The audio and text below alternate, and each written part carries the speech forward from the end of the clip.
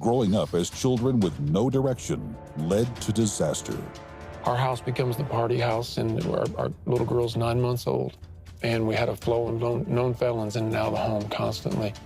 We were 18 and 19 by then. 2 in the afternoon on a Monday afternoon, a SWAT team raids our house, fully dressed in black from head to toe, black ski mask, black 12-gauge pump shotgun. Jodie and Billy Ballenger share their miraculous story of redemption next on Life Today.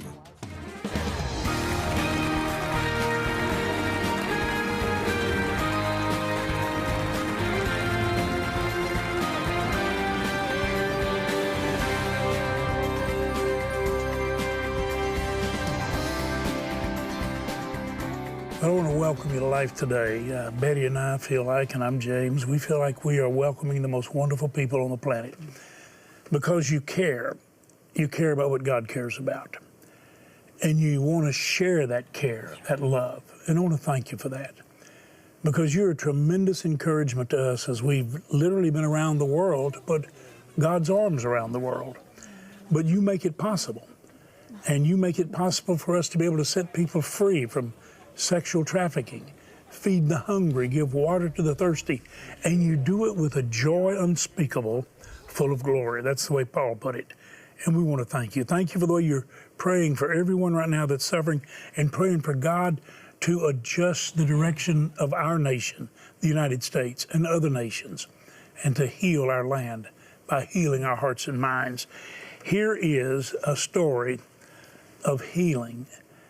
Beautifully Unbroken, the prostitute's daughter. This is a couple, Jodie and Billy Ballenger, that their life is a miracle and continues to be and produce miracles.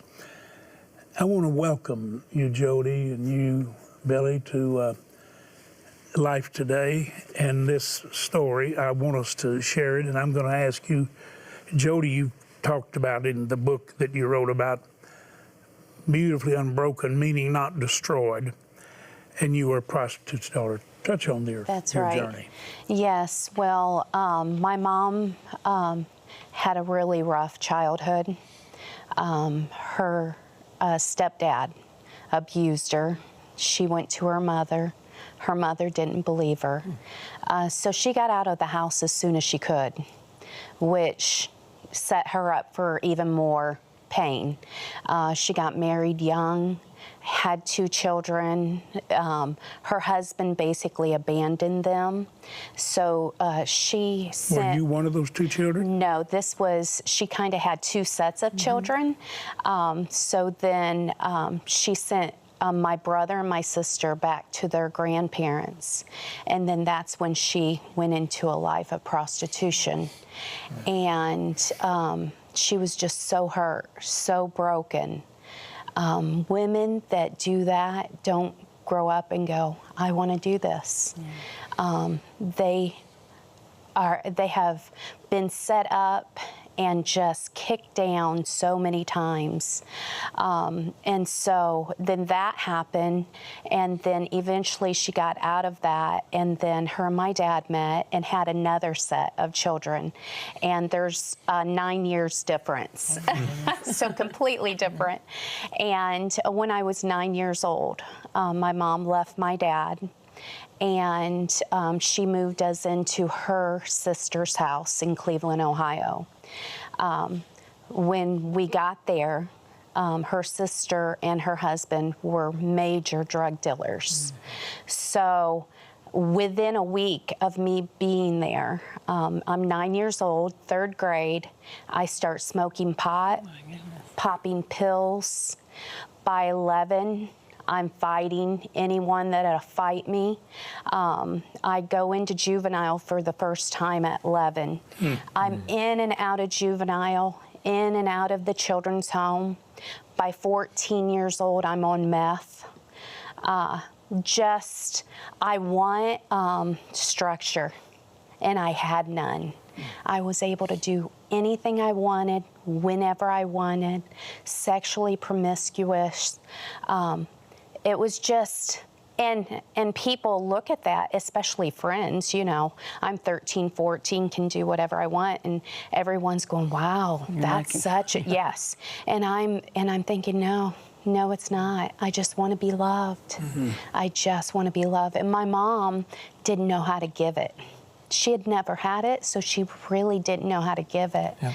And so at 14 years old, I am sent to a reform school. And it was a faith-based reform school. And I walk in, and I feel the love. That it was like something that you could feel, and I just had not had love for so long, and just going from place to place, just saying, love me. That's love me.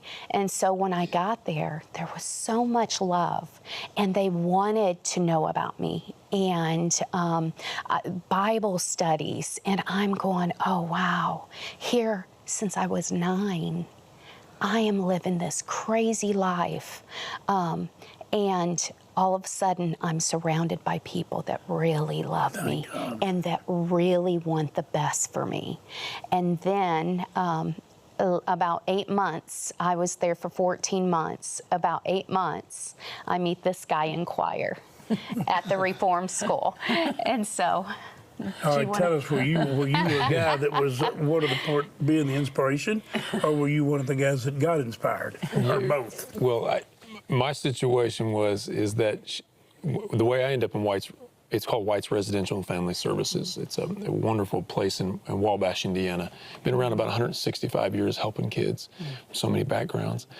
And we end up there. Of course, I'm in trouble in my county. I was adopted real young, and my biological parents struggled, and so gave me up for adoption. Struggled to get their life together at that time. My aunt and uncle adopted me, thank God. Had my own struggles as a young boy, trying to fit in, trying to find community. Big personality, but just couldn't seem to make it somewhere. And started running away. Adopted parents got a divorce. I wasn't getting along with the step parents, so I'm running from family to family and going from city to city, get to a new school, and just struggled every time. And they sent me to this juvenile home. And of course, I'm there 8 months and would join the choir and meet Jodie. And that what a gift. I mean, so many gifts I got going to that place. But I mean, just, you know, our life has really been blessed since meeting Jodie. However, we continued to make a lot of bad decisions at that time. Now, she's wanting out of that life at that moment. I'm actually meeting her and hearing about her lifestyle and thinking mine was a little more structured than that, but I'm thinking, I'm interested. Yeah. I want to live that kind of life. It sounds crazy. So when we got released from there, I ran away from home to be with her. Now, her mom lets me move right in. I show up at the house, and I get to move in right away. So naturally, Jodie ends up pregnant. We get married at 17 and 18, and I've now become, because of all the bullying that I experienced as a young kid, something snapped on the inside when I'm 17 years old, living with her and around her friends who were very violent, doing whatever. Something snapped on the inside of me, and I just started becoming very violent. Wasn't raised like that. I was a kid running home from school, you know, from all the kids chasing me home. I didn't want to be violent. And then I just, her friends accepted me. That crowd accepted me. And James, it really fed my ego. It did something I'd never had before. I found community, but in all the wrong ways. Heard a lot of songs written about that, right? So that's what happened to me. And I dove in, and that became my reputation in that town as somebody that was crazy. And I ate it up, and our house became the party house. Yeah. But we had our little baby girl there. I loved Jodie, she loved me, but just no direction as young kids. We got us an apartment, then another apartment, barely making it. And our house becomes the party house, and our little girl's 9 months old. And we had a flow of known felons in and out of the home constantly. And we were 18 and 19 by then. 2 in the afternoon on a Monday afternoon, a SWAT team raids our house, fully dressed in black from head to toe, black ski mask, black 12-gauge pump shotguns. Now remember, Jodie's wanting out of that life, and I'm digging us in deeper now because I never experienced it. People think I got the story. I say, look, I didn't get to be bad for very long. This is the girl that has just really been, you know, through it. But they raided our house that day and took our baby girl from us, and they should have, because of the violent people that were around, and they put us in jail. And at that moment, I start returning to my roots. And what I mean by the roots is when I was 10 years old, I heard the gospel for the first time. at a Baptist church. Somebody preached the gospel. They took us down to the fire station, set up a stage, set up some chairs, pulled the fire trucks out so all the little kids would be interested, preached the gospel, and I said yes to Jesus. Yeah. And in this moment of trouble, I returned to Jesus. And when our daughter was in foster care, that's what Jodie started doing. Yes. And we both started doing this. In this process, we're like, we want to get her back. How do we get her back? The welfare department wasn't going to give her back because we're facing trial. We didn't know that, so we started going to parenting classes, doing whatever we could. We did whatever they said to do, and they just were not going to give her back. And I knew for me to get off the drugs, I needed to get out of those surroundings. Everyone I knew in that town were on drugs. I didn't know anyone that wasn't. And so we so badly wanted to change that we said, okay, we would rather move away. We moved to Indianapolis, an hour away. We would rather be homeless and by ourselves and away from this than to remain here. We were so determined to change. And so so trial's going to be happening within the next couple months. So I get a job at a gas station and they send Billy to a drug rehab. While he is at drug rehab, I get robbed at gunpoint twice.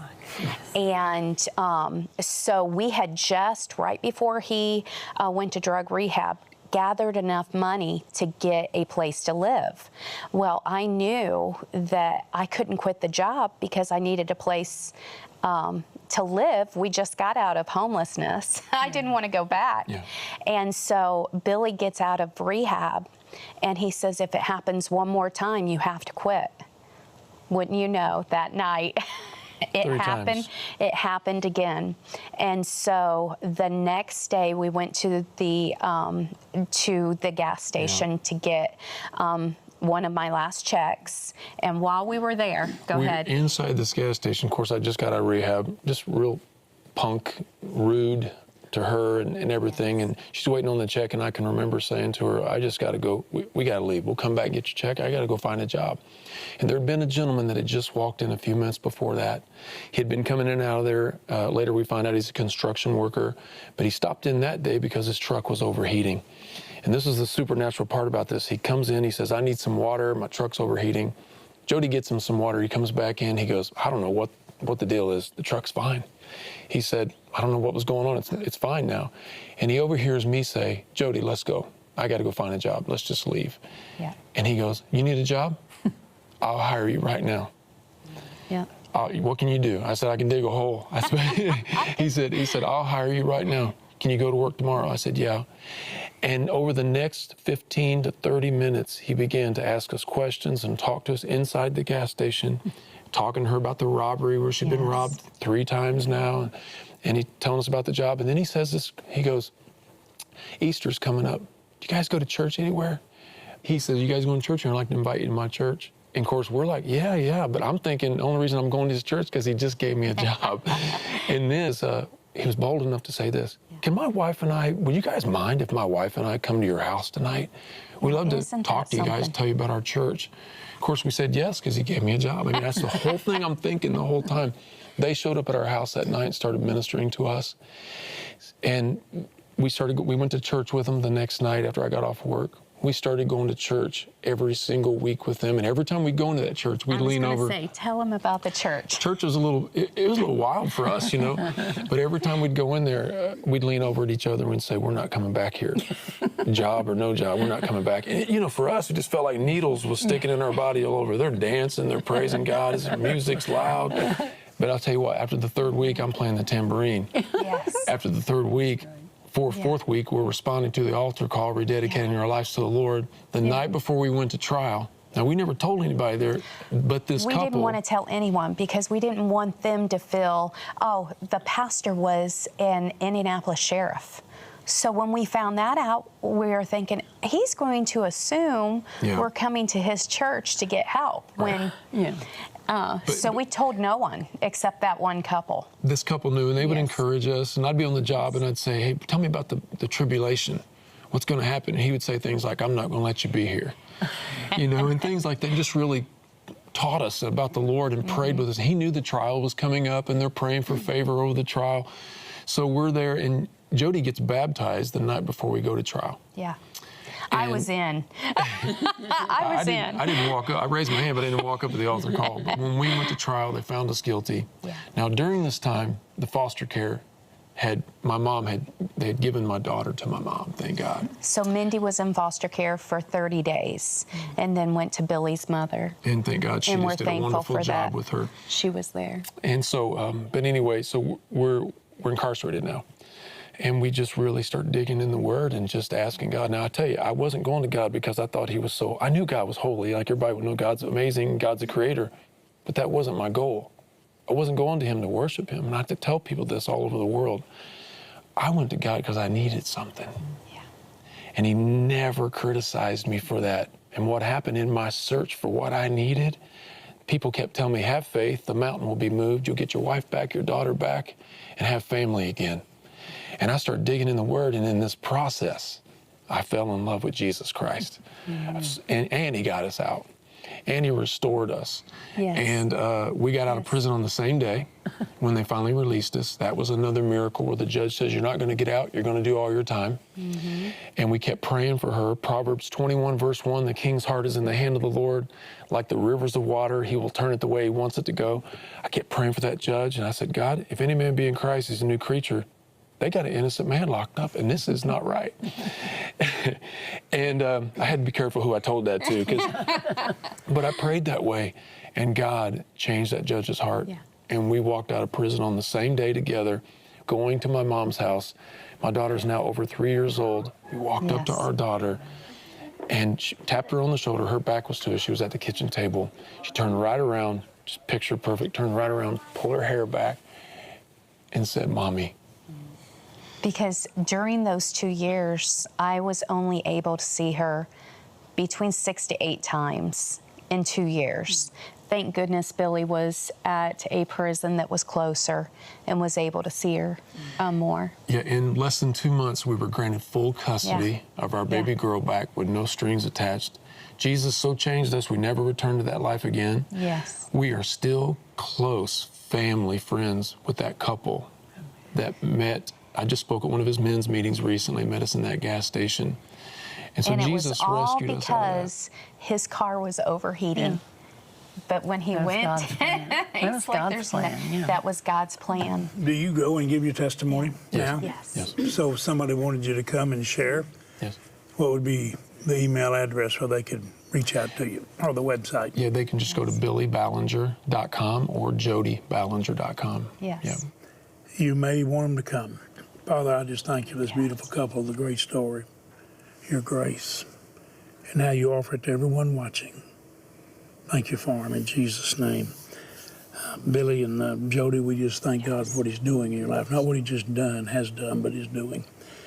And for all of you, I want you to know this, that you have an opportunity right now to be like that miracle couple that came into their lives, the guy in the service station. You have an opportunity to just show people the joy of the Lord and the peace that He offers and the life and the love that He offers. And you do it. Betty, our viewers, I believe, reveal Jesus' love to the unnoticed and the least of these as clearly as any people on the planet.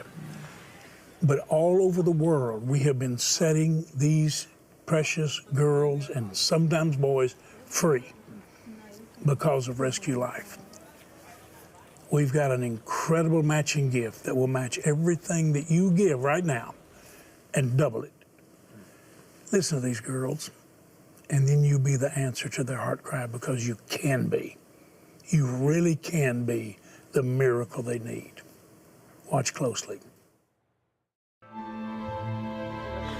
Imagine all the dreams young children have for their future that never come true.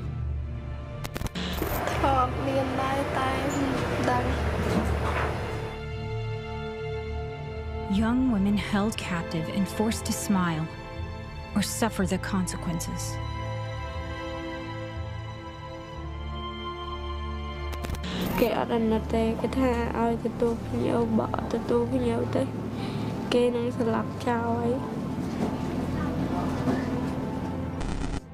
The life-destroying industry of human trafficking tears at the very soul of these precious girls. Tôi như một thơ ca đậu khi đó cứ thấy ai hộ ngày cả lối hộ ngày chụp cả cái chồn. This is all done through lies and violence. Đây bà đã phê cho mỗi nhiều hay đọc tôi nhận đâu mỗi nhiều chui clap nhiều thợ ba nhung đọc bê chui clap nên là thợ ba bê đọc bê tới chỉ vật nhung to số tôi bị tội lộn thông nhưng đang biết sấy phía bê. These young girls believe that no one loves them. However, we know that they are loved. And with your help, we can show them that they are loved. Life Outreach and our mission partners will not rest as long as there are young girls trapped in the sex slave trade, waiting for someone to rescue them. And I believe with all my heart that's exactly what you'll do, Betty, as I was looking at the faces of those precious girls. Stole a passport, sold me into another country, then sex. God. Oh, God, please set captives free. Set those men free that use those girls and that traffic with them and that go to them. And God in heaven, please set us free. Set us free. In Jesus' name.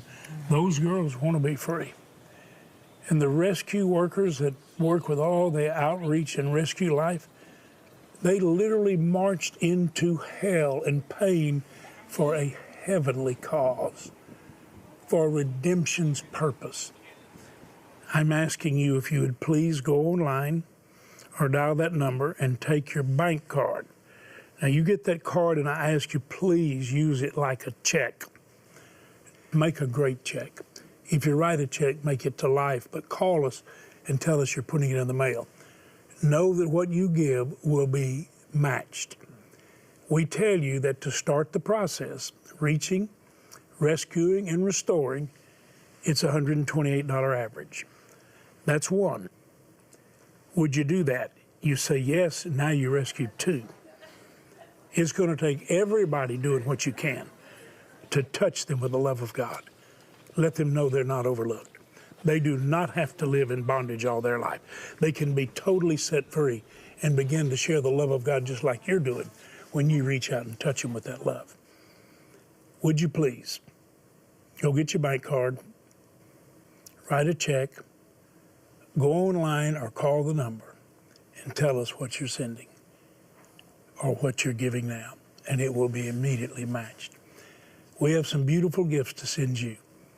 Thank you so much for becoming the miracle someone desperately needs, becoming the answer to prayer. We all want our prayers answered. Many of you have joined me and Betty and our staff and the mission workers becoming a miracle answer to someone's prayer. When you go right now and make that gift, that's what you're becoming. Thank you for doing it. Innocent children and young people longing to be loved and cared for are being abducted and sold at the hands of violent predators, forced into the evil industry of human trafficking. Through Mission Rescue Life, you can reach out to warn children who are at risk for sex trafficking, rescue those already enslaved, and restore young lives and give them a future. With a generous $320,000 matching gift, now your gift of $128 to help reach, rescue, or restore one child can be doubled to help two children. Your $64 gift will be matched to help save one child from the horrors of human trafficking, and a $32 Mission Rescue gift will be doubled to $64. With your gift today, we'll send you Believe This, Not That, featuring a promise from heaven for every need on earth. This book is a resource every believer should have when facing discouragement, pain, fear, or the vast array of negative thoughts that attack all believers. With your gift of $128 or more, you'll receive Experiencing Israel by Tony Evans, Discover the Holy Land like never before and view stunning scenes in spectacular full-color photography. Also, find practical applications that bring the world of the Bible into your life today. Finally, please consider a gift of $1,280, which will now help save 20 children, and you may receive our inspiring bronze sculpture, Consider the Birds. Please call, write, or make your gift online. I remember the first time my wife Andrea and I stood right here. I mean, this place was a construction zone. There was mud everywhere. It was dirty and messy, and there were holes, so you had to really be careful like where you stepped. Yeah, but as the new foundations were laid, we watched this area completely transform. It became a place of safety, a place of beauty, a place of healing. It really is a picture of what this rescue is all about. And so that's why we work alongside law enforcement. We participate in raids, and kids are freed. Kids are freed from slavery, and then they're brought to the Child Rescue Centre. But there is still so much more work to be done. Millions of children just waiting to be rescued. And together with your help, we can reach these children, rescue them and restore them, body, mind and soul. Please just do what you can. You will literally be setting these children free who are now enslaved and enabling them to reach their potential that God intended. I want to say thanks to Jodie and Billy Ballenger. Jodie shared her beautifully unbroken story, The Prostitute's Daughter. And you can get that book online. If you say, James, you know what, I think that I'd like to read that. Well, you help us set people free, we'll be glad to send it to you to say thank you. Thank you so much. Betty and I love you. We pray for you. Billy, love you, man. Love you, brother. And love you so much, Jodie. Bless y'all. Thank you for being a blessing.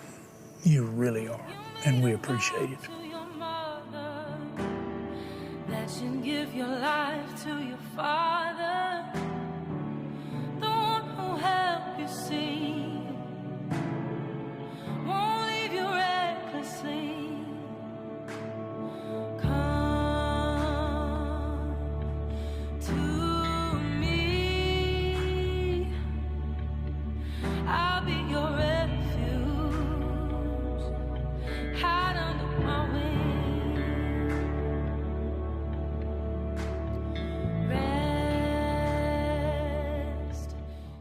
Stay connected with Life Today through your favorite social media. Get access to exclusive content and news from all of the outreaches of life. Just search Life Today and you'll be connected to exciting shows featuring your favorite guests.